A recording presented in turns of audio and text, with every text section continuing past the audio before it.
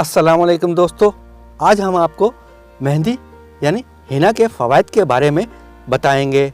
हिना जिसे मेहंदी भी कहा जाता है एक बड़ी झाड़ी नुमा पौधा है जिसकी शाखें बहुत सी सख्त और पतली होती हैं। छाल भूरी सुर्ख और छोटे तेज नोकीले पत्ते होते हैं जिसके फूल सफेद होते हैं जो बाद में स्याह रंग के छोटे फल में तब्दील हो जाते हैं।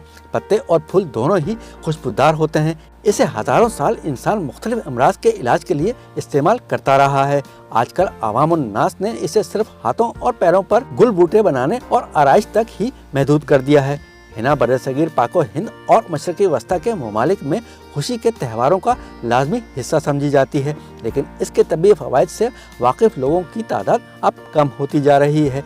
इससे तेल भी कशीद किया जाता है जो मुख्तलिफ सनतों में इस्तेमाल होता है। एंटी बैक्टीरियल और एंटी फंगल खसूसियात की हामिल हिना में साइनियोल, मर्तिनोल, पाइनेन, जीरानियोल, लिनालोल, कैम्फिन और दीगर मादे पाए जाते हैं। पाकिस्तान में मेहंदी का इस्तेमाल कॉस्मेटिक्स में तो किसी न किसी तरह हो रहा है, लेकिन इसे रोज़मर्रा बीमारियों के इलाज के लिए इस्तेमाल करने का रुझान बहुत ही कम है। हिना एक ज़बरदस्त एंटी बैक्टीरियल मरकब है जिसे अगर जलने के मुकाम पर लगाया जाए तो ज़ख्म भी नहीं बनता और जलने का निशान भी नहीं रहता है।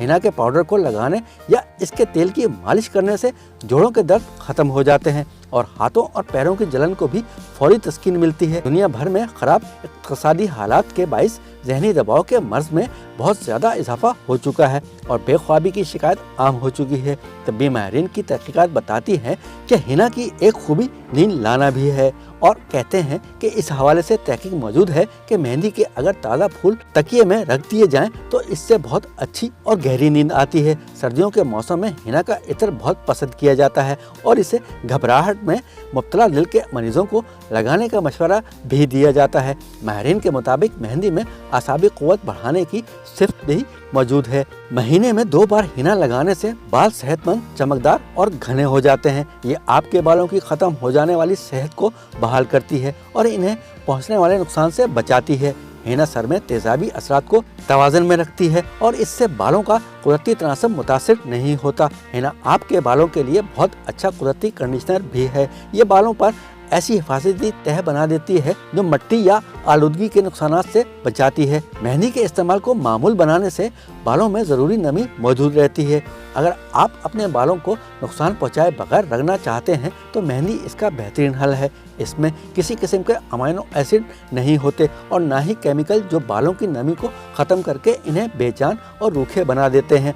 गर्म पानी में 2 चम्मच खुश्क आंवला, 1 चम्मच पत्ती के साथ मेहंदी को शामिल करके इसका पेस्ट बनाकर सर पर 2 घंटे तक लगा रहने दें। फिर आपके बालों की सफ़ेदी स्याह चमकदार रंगत में तब्दील हो जाएगी।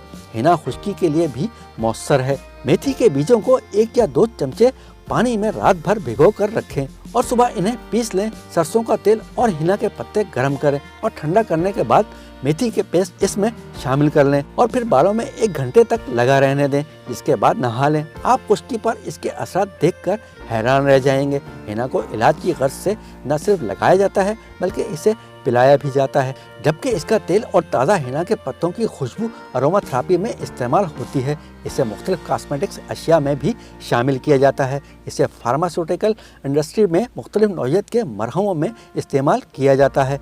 इसके अलावा किताबों को दीमक से महफूज रखने के लिए भी हिना के खुश्क फूल औराक में रखे जाते हैं। दोस्तों, आपको ये वीडियो पसंद आए तो हमारे चैनल को लाइक, शेयर और सब्सक्राइब ज़रूर कीजिएगा। बेल आइकन के बटन को दबाना ना भूलिएगा। अगली वीडियो तक के लिए अल्लाह हाफिज़।